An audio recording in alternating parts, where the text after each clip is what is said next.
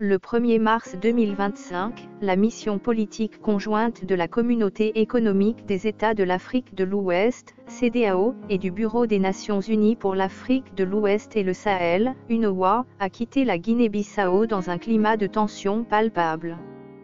Présente dans le pays du 21 au 28 février, cette délégation avait pour objectif d'accompagner les autorités bissau-guinéennes dans la préparation des élections présidentielles et législatives prévues pour 2025, un scrutin crucial pour la stabilité politique d'un pays marqué par une histoire d'instabilité institutionnelle.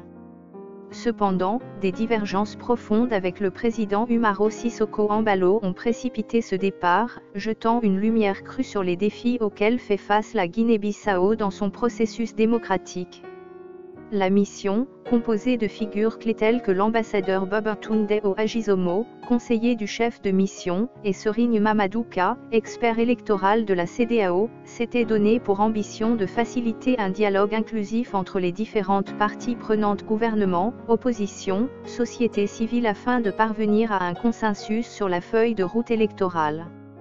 Selon un communiqué officiel publié par la CEDEAO le 2 mars, la délégation avait tenu une série de consultations à Bissau, y compris une audience avec le président Embalo dès le lundi 24 février. Ces discussions visaient à apaiser les tensions autour de la date des élections et à garantir un processus transparent et accepté par tous. Pourtant, cette initiative, bien que louable sur le papier, s'est rapidement heurtée à des résistances, notamment de la part du chef de l'État lui-même. Le nœud du conflit réside dans plusieurs points de friction, dont le plus saillant concerne la fin du mandat présidentiel d'Umaro Sissoco Embalo. Investi le 27 février 2020 après une élection controversée, validée seulement le 4 septembre de la même année par la Cour suprême, Embalo se trouve au cœur d'un débat juridique et politique. L'opposition, emmenée par des coalitions influentes comme Peitera Ranka et Apikaba Garandi, soutient que son mandat de 5 ans devrait expirer le 27 février 2025, soit 5 ans jour pour jour après son investiture.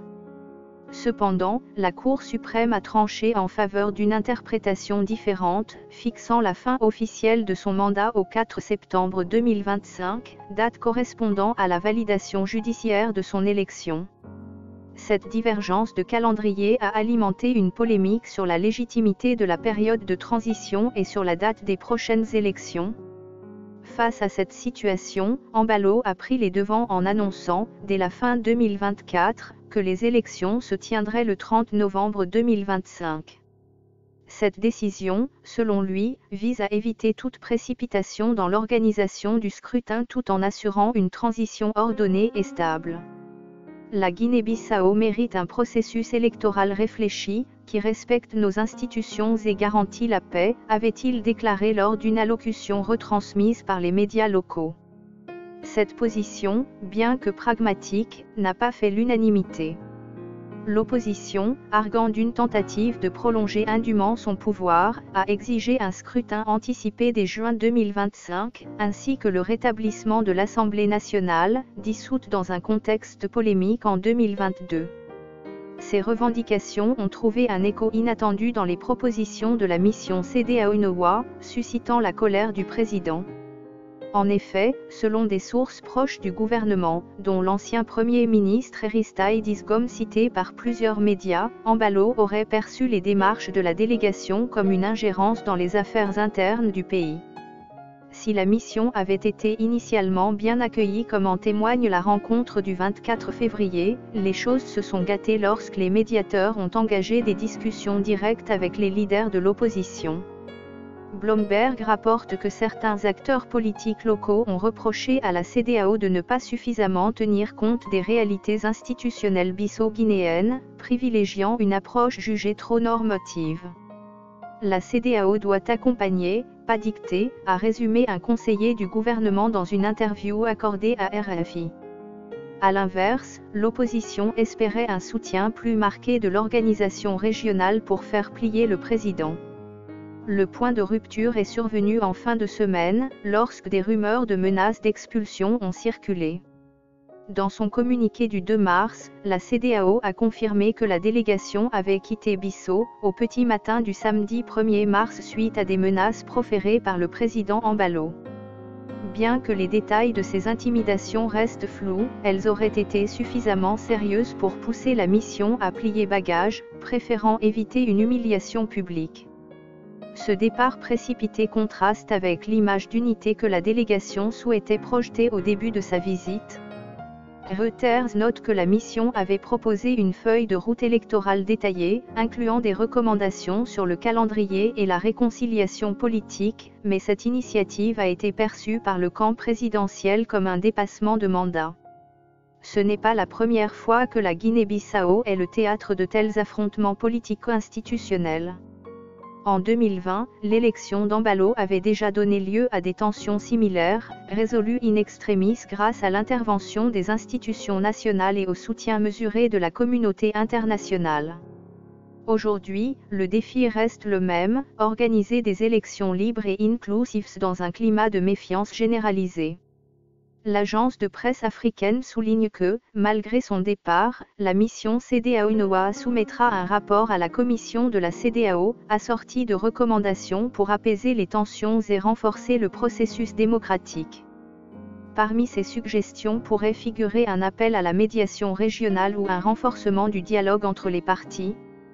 Le président Embalo, quant à lui, continue de défendre une ligne souverainiste. Fort de relations solides avec des partenaires internationaux comme le Nigeria ou le Sénégal, il insiste sur la nécessité de préserver l'autonomie de la Guinée-Bissau face aux pressions extérieures. Nous sommes un pays indépendant, et nos décisions doivent refléter notre réalité, a-t-il réaffirmé dans une déclaration relayée par Business Insider Africa. Cette posture, si elle renforce son image auprès de certains segments de la population, risque toutefois d'isoler davantage le pays sur la scène régionale, à un moment où la coopération avec la CEDEAO est cruciale pour consolider la paix. Du côté de l'opposition, la déception est palpable. Les coalitions Pays Terra Ranka et Happy Kabagarandi, qui avaient vu dans la mission une opportunité de faire entendre leurs revendications, dénoncent aujourd'hui une « occasion manquée ». Elles appellent à une mobilisation citoyenne pour peser sur le calendrier électoral et exigent des garanties sur la transparence du scrutin à venir. Dans ce climat de polarisation, la CEDEAO et l'ONU ont lancé un appel commun à la retenue, exhortant les acteurs politiques et les citoyens à privilégier la paix et la stabilité. En définitive, cet épisode illustre les fragilités persistantes de la démocratie bissau-guinéenne, tiraillée entre des ambitions de souveraineté nationale et les exigences d'une gouvernance régionale harmonisée. Alors que le pays se prépare pour les échéances de 2025, les regards restent tournés vers la CEDEAO, dont l'influence pourrait encore jouer un rôle déterminant dans la résolution de cette crise. Reste à savoir si les leçons de ce fiasco diplomatique seront tirées pour éviter une escalade qui compromettrait davantage la fragile stabilité de la Guinée-Bissau.